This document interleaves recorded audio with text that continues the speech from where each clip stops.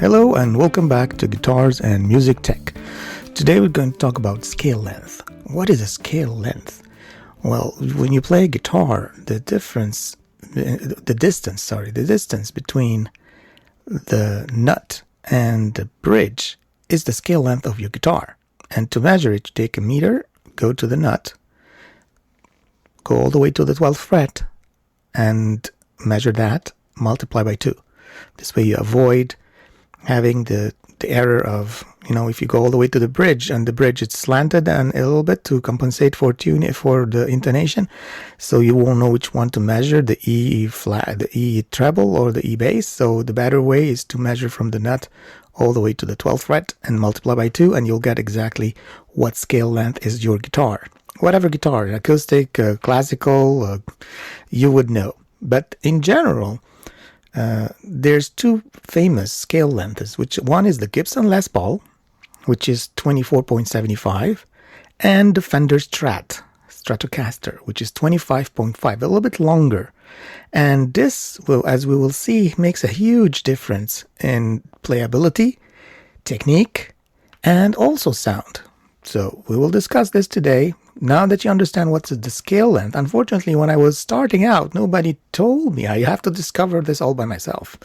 So what is the difference, actually? The longer the scale, the tighter the string has to be to get to the same pitch.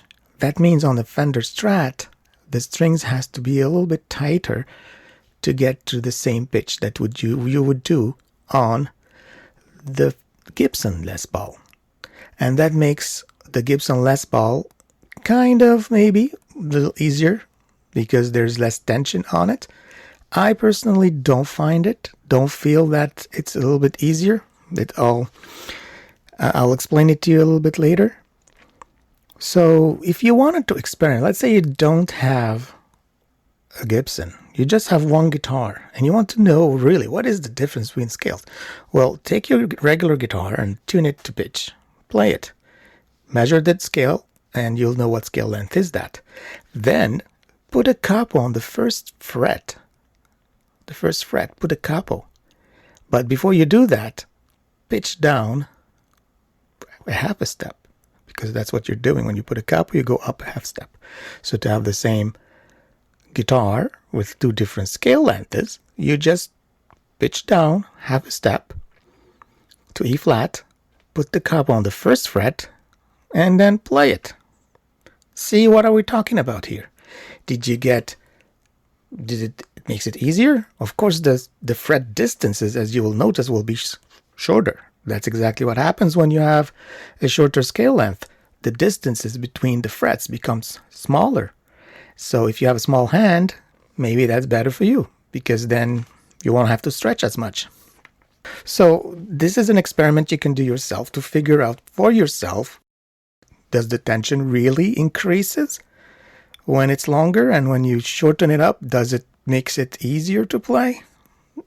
Well, I think the tension feel-wise, I feel that the strings are still tight, but the distance to get to another note on a shorter scale is shorter. Thus, when you look at the frets, you can see the distances are shorter, because to go from one note to the other, you just need to move a little bit and it gets there.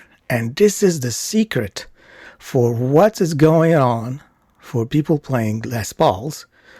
Biggest names, you have Eric Clapton when he was in Cream. He switched to Strats later on. Some people love him when he was playing Cream. So they like that sound. Well, because he was using Les Paul. Santana has a special scale, very rare. So that 24.5, it's neither 24.75 or 25.5. It's 24.5, and some of them are 24, so it's a little bit shorter.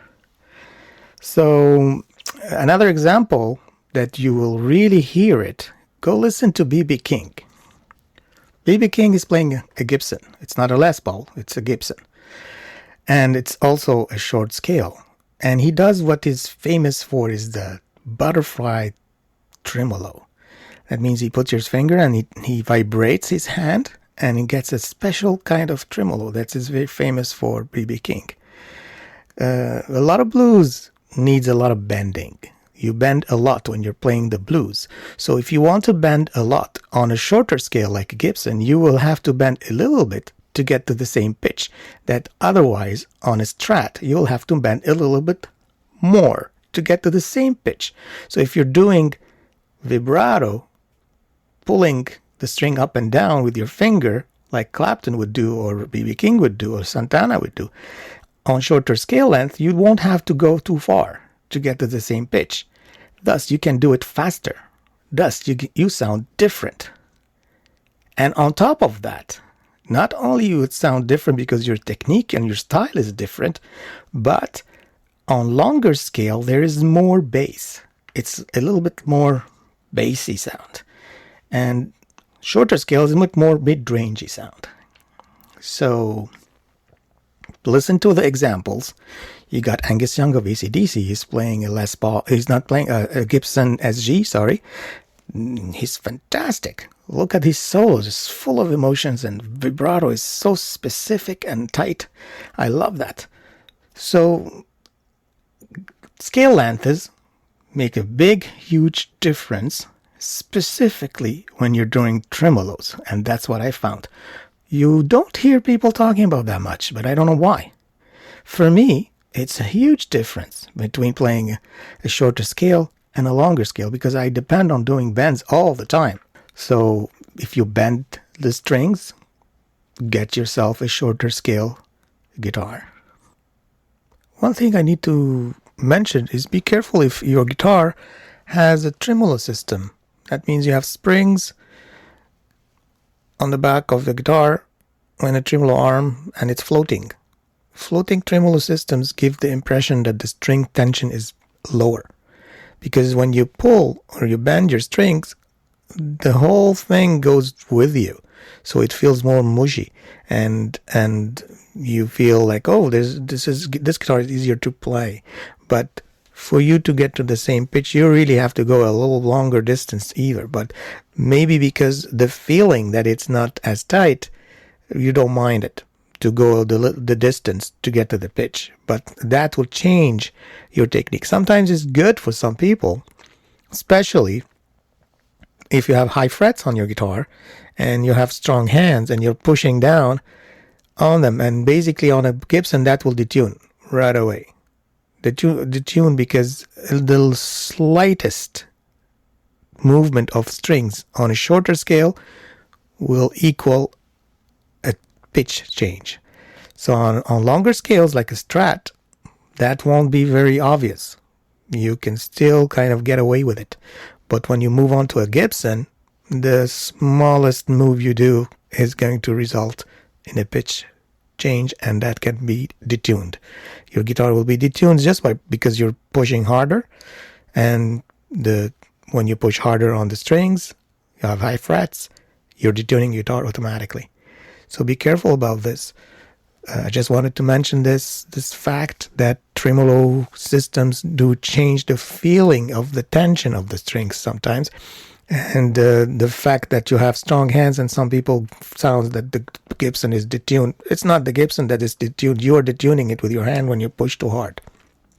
So just if you want to play a Gibson, you need to play it a little bit with more delicacy, as we say. You have to be delicate with it. It's very sensitive. The slightest move will change and make sound that's changed the pitch. All right, so hopefully that was helpful for you, and we'll see you next time with another mystery of the things that we've never knew before. Thank you. Bye-bye.